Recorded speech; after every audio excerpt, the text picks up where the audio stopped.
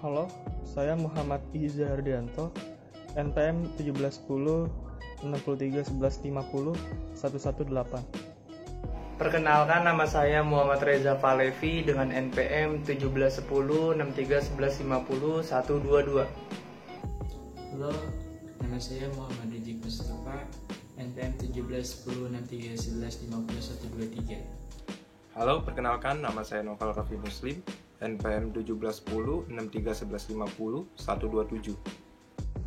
Halo, nama saya Nur Hadi Iskandar Laksena, NPM 1710 63 11 50 129. Halo, nama saya Putut Praditya Ananto, NPM 1710 63 11 50 134.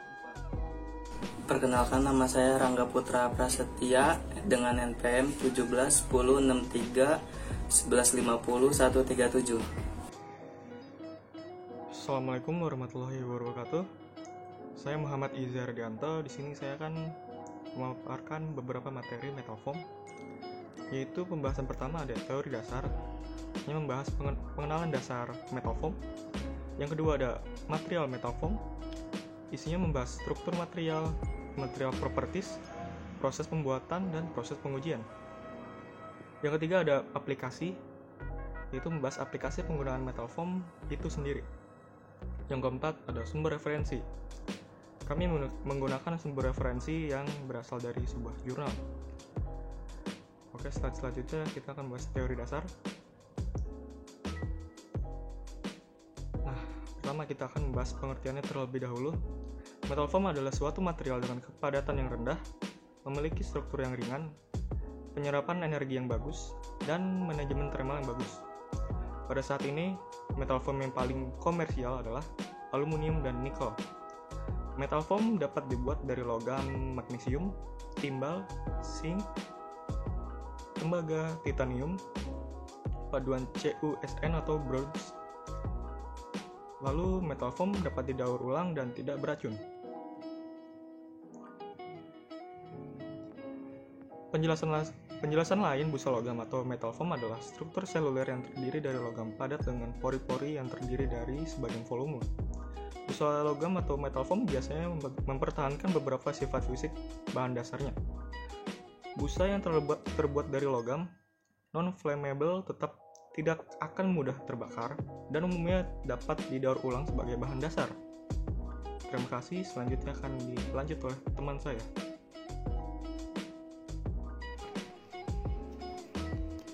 Di sini saya akan melanjutkan penjelasan dari rekan saya. Penjelasan lain dari busa logam itu sendiri adalah struktur sel yang terdiri dari logam padat dengan pori-pori yang terdiri dari sebagian volume. Busa logam biasanya mempertahankan beberapa sifat fisik bahan dasarnya.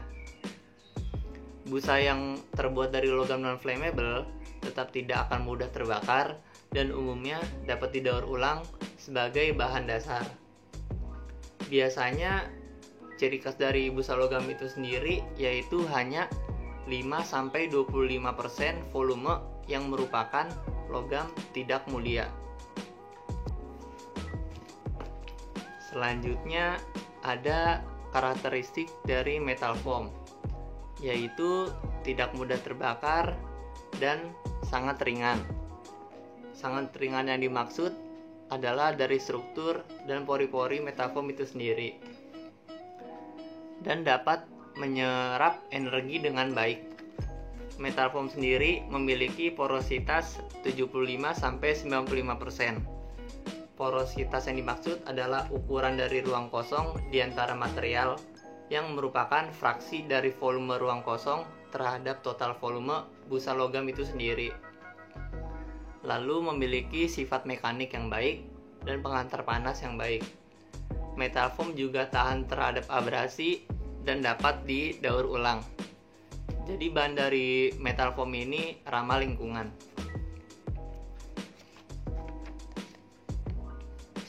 Selanjutnya ada material metal form. Apa sih material metal form itu? Di sini ada jenis metal form, proses pembuatan, dan proses pengujian. Saya akan menyinggung sedikit tentang material metal foam di sini. Yaitu yang pertama ada jenis metal foam, yaitu ada open cell dan closed cell, yaitu sel terbuka dan sel tertutup. Lalu proses pembuatan itu sendiri ada dua macam, yaitu metode direct foaming dan indirect foaming. Dalam manufaktur itu sendiri, busa biasanya dibuat dengan metalurgi serbuk atau menyuntikkan gas-gas atau mencampurkan bahan berbusa ke dalam logam cair. Lelehan busa dibuat berbusa dengan membuat gelembung gas di dalam material tersebut.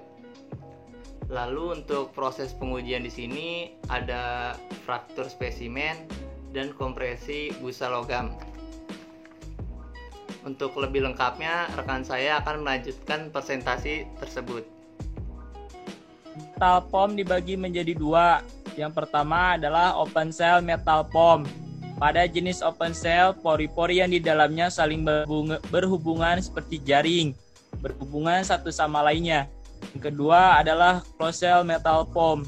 Jenis closed cell seperti namanya, pori-pori di dalamnya tersegel atau tertutup dengan pori seperti gelembung udara di dalamnya.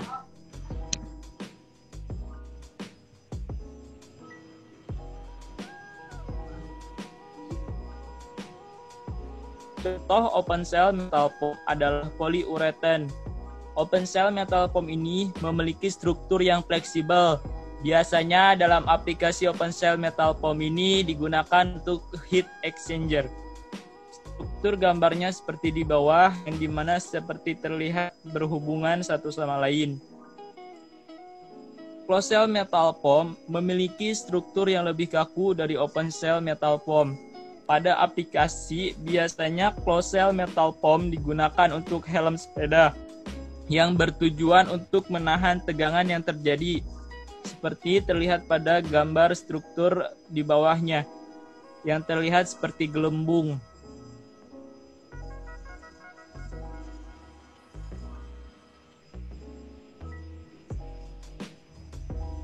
Proses pembuatan metal foam. Banyak metode dalam pembuatan metal foam. Yang pertama, metode direct foaming, metode indirect foaming, metode foaming dengan injeksi gas atau kimat alkan anhydro, metode foaming melt dengan zat pengembang, metode teknik powder compact melting, metode solid gas eutectic solidification atau gasar. Di sini saya akan menjelaskan metode produksi untuk metal foam. Bagaimana proses pembuatan metal foam? Ada banyak metode berbeda untuk membuat porous metal dan metallic foam. Metode tersebut dibedakan menjadi 4 jenis produksi berbeda, yaitu menggunakan logam cair, serbuk logam, uap logam, dan ion logam. Sifat-sifat busa logam dan struktur seluler logam lain tergantung pada sifat-sifat logam itu sendiri, kepadatan relatif, dan topologi sel. Kemudian ada 2 dasar pembuatan metal foam atau busa logam. Yang pertama, metode direct foaming. Di sini, gas diinjeksikan secara terus-menerus dari luar ke dalam logam cair yang mengandung partikel non-logam yang seragam atau menambahkan foaming agent. Yang kedua, metode indirect foaming. Dimulai dari solid precursor yang terdiri dari matrik logam partikel foaming agent yang tersebar merata. Lalu kemudian di sini jenis proses pembuatan metal foam yang pertama itu foaming dengan injeksi gas atau cimet alkan anhydro. Metode pertama dari foam paduan aluminium dan aluminium sedang dieksploitasi dengan hydroaluminium di Norwegia dan oleh Cimet Aluminium Corporation di Kanada. Pada proses ini dijelaskan bahwa silikon karbida aluminium oksida dan magnesium oksida, partikel digunakan untuk meningkatkan viskositas lelehan. Seperti pada gambar di sebelah kanan, di situ ada sebuah penampung yang berisi lelehan dari material yang tadi disebutkan. Lalu lelehan ini nanti langkah berikutnya itu dengan alat injeksi, lalu akan disuntikan gas berupa udara, nitrogen, dan argon menggunakan impeller yang berputar yang dirancang khusus atau nozzle bergetar. Kemudian menghasilkan gelembung gas yang sangat halus dalam pelelehan dan pendistribusian merata. Kemudian dari hasil campuran ini akan mengapung ke permukaan cairan, di mana ia berubah menjadi cairan busa cukup kering sebagai logam cair mengalir keluar. Dan nanti akan digerakkan oleh conveyor belt. Lalu si foam sheet solidification ini akan dilakukan proses pemotongan atau cutting.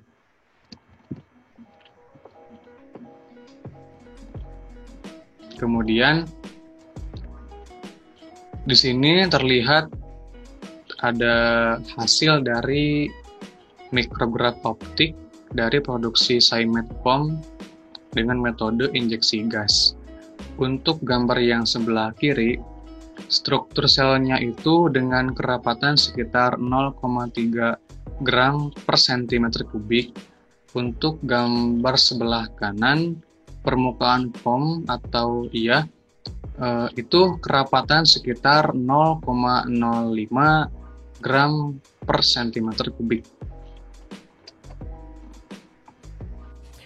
Baik, untuk selanjutnya jenis proses pembuatan metal foam yang kedua dengan zat pengembang atau foaming agent. Cara kedua untuk jenis liquid metal direct foaming adalah dengan menambahkan zat pengembang atau blowing agent ke dalam logam cair. Blowing agent terurai di bawah temperatur lebur dan mengeluarkan gas yang menyebabkan terbentuknya foam. Foaming agent yang sering digunakan adalah titanium hidrida. Titanium hidrida akan terurai menjadi titanium dan gas H2 ketika dipanaskan sekitar di atas 465 derajat Celcius. Dengan menambahkan titanium partikel hidrida ke dalam aluminium cair, volume gas hidrogen akan cepat terbentuk, menciptakan gelembung yang dapat menyebabkan penutupan sel busa. Aliran foam cukup lambat dan viskositas cairan yang tinggi. Selanjutnya, jenis proses pembuatan metal foam dengan solid gas eutectic. Metode ini dimulai dengan peleburan logam pada tekanan di bawah atmosfer hidrogen hingga 50 atmosfer. Kemudian diturunkan suhunya, maka logam cair mengalami transisi eutectic menuju dua sistem fase heterogen, padat dan gas. Jika susunan sistem cukup dekat dengan konsentrasi eutectic, akan ada reaksi pemisah pada satu suhu. Karena komposisi eutectic tergantung pada sistem tekanan. Tekanan eksternal dan konten hidrogen harus 20 dikoordinasikan. Menghilangnya panas pada logam cair akan menjadikan logam cair menjadi padat. Selanjutnya pada gambar 2.13 ada proses powder compact melting.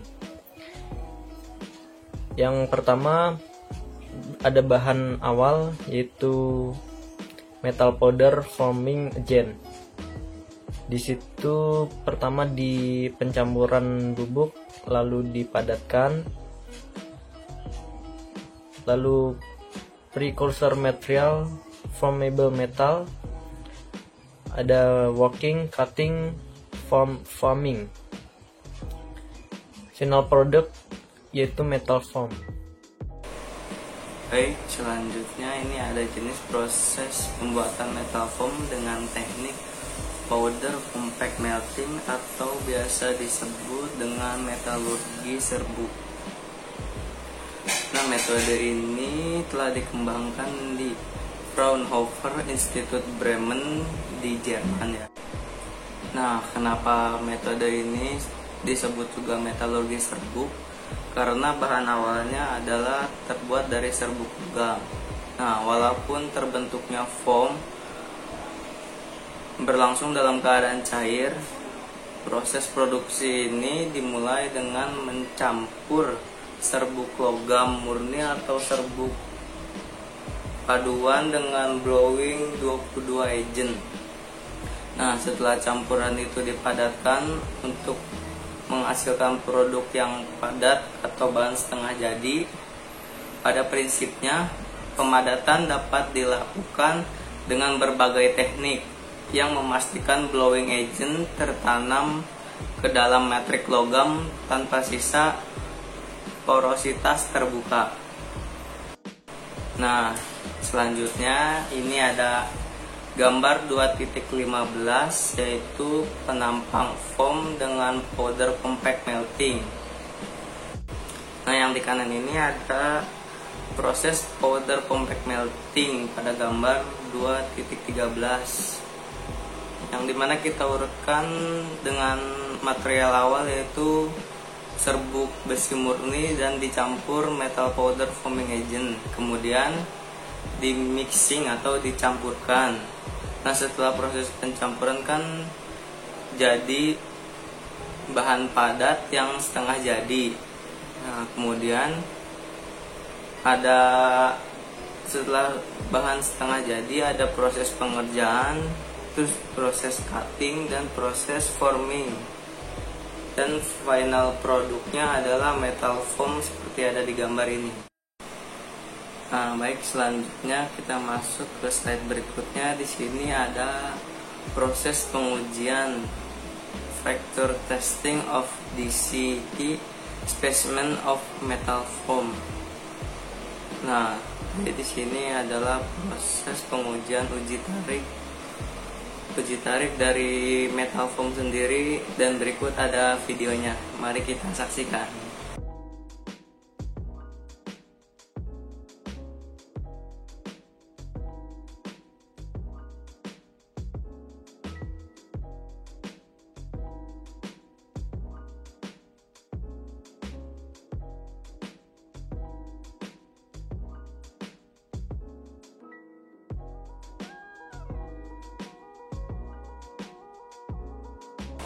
Nah, itu tadi video fracture testing of metal foam.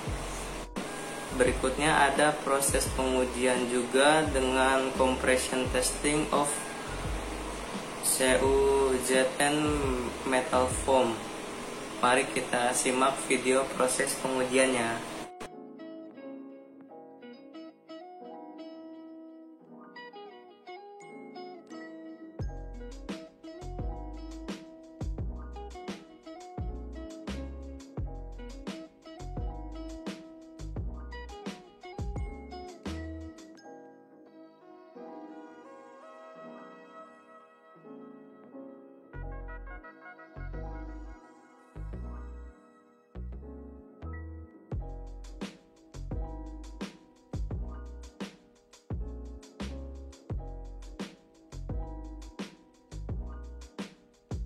Nah, itu tadi adalah dua video proses pengujian dari metal foam, yaitu dengan cara uji tarik dan uji kompresi metal foam.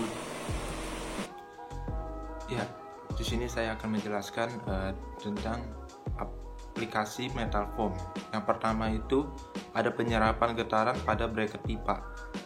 Metal foam juga bersifat menyerap getaran yang sangat baik, sehingga jenis bahan ini ideal untuk pembuatan bracket khusus yang menahan pipa dan cenderung bergetar untuk melindungi pipa dari rekahan, sementara getaran getar diserap dan dihamburkan oleh bracket busa logam. Bracket ini digunakan di mana getaran dapat menyebabkan kerusakan yang dapat mengakibatkan kecelakaan serius, misalnya distilasi bahan bakar. Nah, yang kedua ada crumple zone pada kendaraan. Busa logam atau metal foam juga bisa meningkatkan kekuatan dan ketahanannya terhadap kompresi zona crumple di sebuah kendaraan seperti mobil atau kereta untuk menyerap benturan ketika tabrakan. Yang ketiga, ada kekuatan tekan struktur bantalan beban pada mobil. Beberapa mobil ada metal foam ini juga menghemat berat, tetapi juga menambah kekuatan pada area kritis dan memberikan keamanan yang lebih baik, bahkan saat terjadi tabrakan atau kecelakaan. Lebih sedikit logam yang dibutuhkan untuk membuat rangka. Yang keempat, ada noise control atau pengatur kebisingan. Di Jepang telah digunakan Alporas foams atau aluminium metal foams sepanjang jalan pada rel kereta Shinkansen. Udara yang membawa suara dan masuk ke dalam foam akan bergesekan dengan dinding sel dan akan terjadi turbulensi dan memungkinkan menurunnya frekuensi dari suara tersebut. Yang kelima, ada penyambung tulang. Metal foam juga tersedia pada dunia medis, contohnya seperti penyambung tulang. Jadi singkatnya, tulang ini dibor sehingga terbentuk lubang.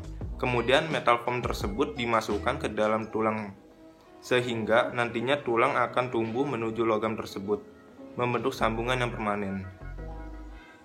Berikut adalah gambaran dari contoh aplikasi metal foam.